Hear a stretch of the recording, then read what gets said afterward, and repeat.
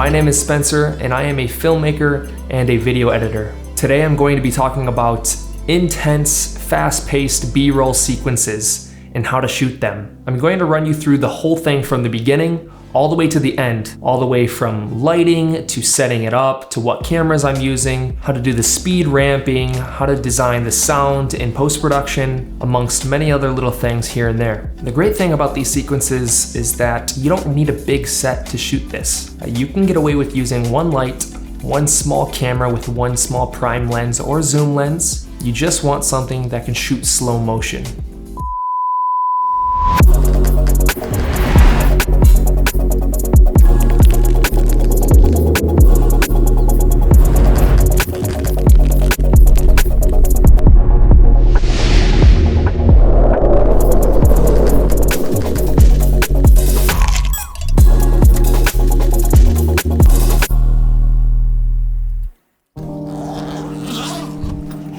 So I have all my support equipment in this bag right here.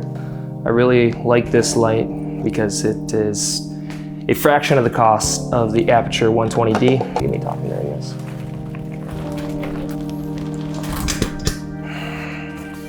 Throw this up.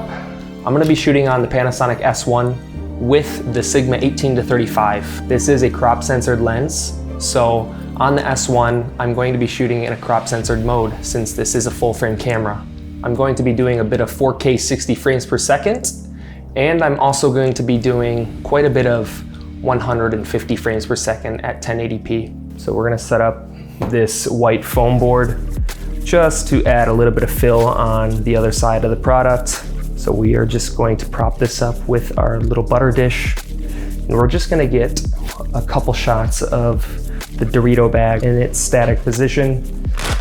We shot with the Godox SL60W with a 36-inch softbox. We also made use of practical lights as well. So I took a warmer lamp that I had in my house and placed it in the back so I can give the Doritos a little bit of a warm kicker to add a little bit of separation and add some warmth to the whole scene since the Godox is a daylight balanced light. I also placed a small little LED panel right behind a sign in the frame and uplit the wall just a little bit, just to add a little bit more light into the scene. I made use of a lot of dolly in and dolly out shots, especially when I came out of the Dorito bag when the bag was opening.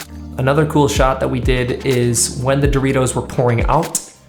So I just basically dollied down in and tried to follow the Doritos as best as possible while they fell into the bowl. Another very important aspect of filming these B-roll sequences is shooting everything handheld. Because you're not relying on a mechanical piece of equipment like a tripod or an electronic piece of equipment like a gimbal, it's all in your hands, it's all in your arms, and you're able to really dial in your shot the way you want it to be. You're able to get some really unique angles when you're shooting handheld and a lot of different looks fast. And I think that's very important, especially if you want to do this for clients where they want to throw it up on their social really quick and they're just looking for a 15-second to 30-second ad and they're not paying super great, but you want to give them a good product and you want to give them a lot of shots in a short period of time. I get quite a few of my sound effects off of Artlist. You can find a lot of stuff on there and they're really high quality sound effects. Sometimes you can't find exactly what you're looking for, especially if it's a very specific thing. In that case, I will record it myself. I'll throw on a pair of headphones, I will pull out my Tascam DRO5 portable field recorder and go to town recording. I try to get my portable field recorder or my microphone as close to the subject as possible. That way I can get the cleanest signal to noise ratio. That way I'm not battling with a ton of reverb or a ton of hiss because I'm trying to boost the preamps inside of my portable field recorder or my microphone. That way I can work with the cleanest source possible.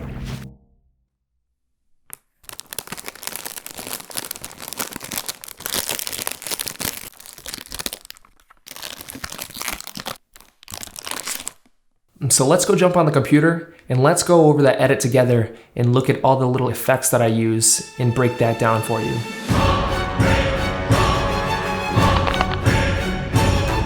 Thank you for joining me. We're gonna break down this edit right from the beginning. So let's jump into it. First of all, to this whole sequence, we laid over a 235 UHD black bar matte. That way it gives it that cinemascope look. Obviously it's not shot cinemascope or anamorphic.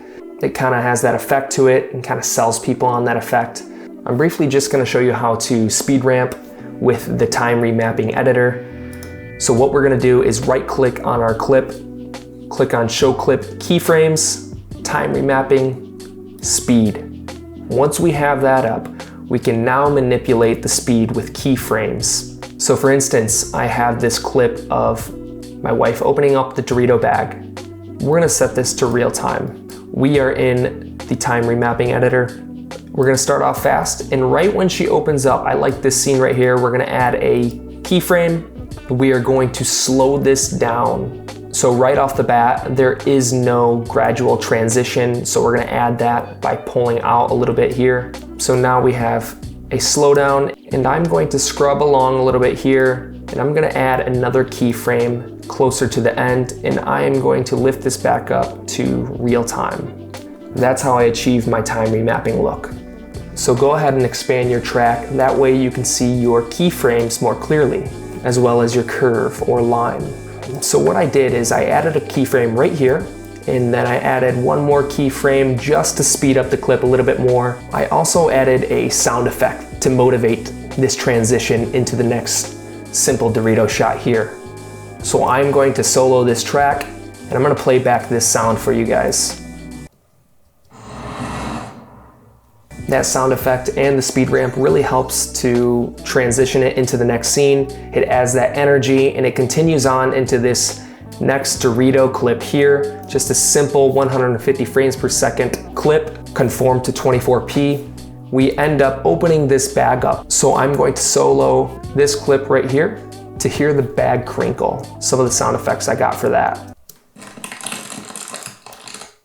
We also have right here a large exhale sound effect. It makes the scene more dramatic, especially when you're coming up out of the Dorito bag, and you have that sound effect to motivate you kind of moving away from the bag, and it kind of gets distance as well. So I'm gonna play that back for us.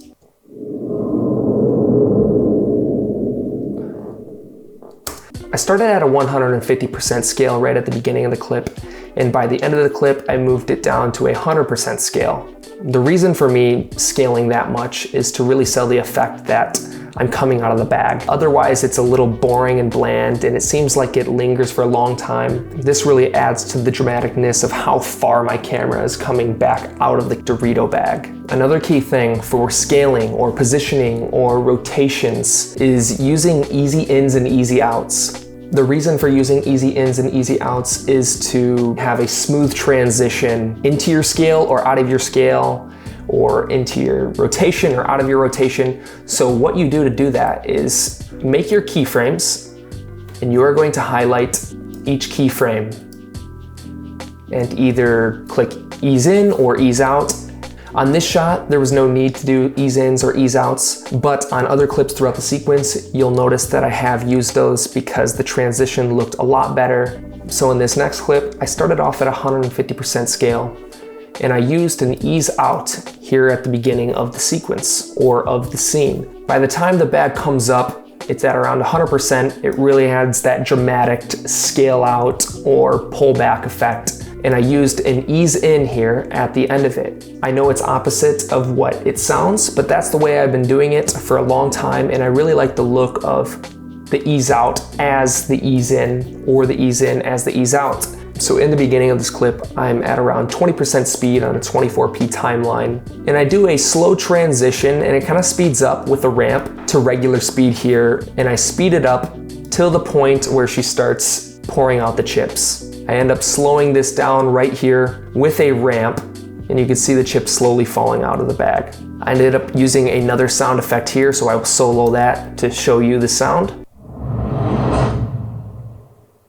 And I also used another sound effect right after that. Sounds like she's messing with the bag while she has it suspended. And then we go into another sound effect at this point right here.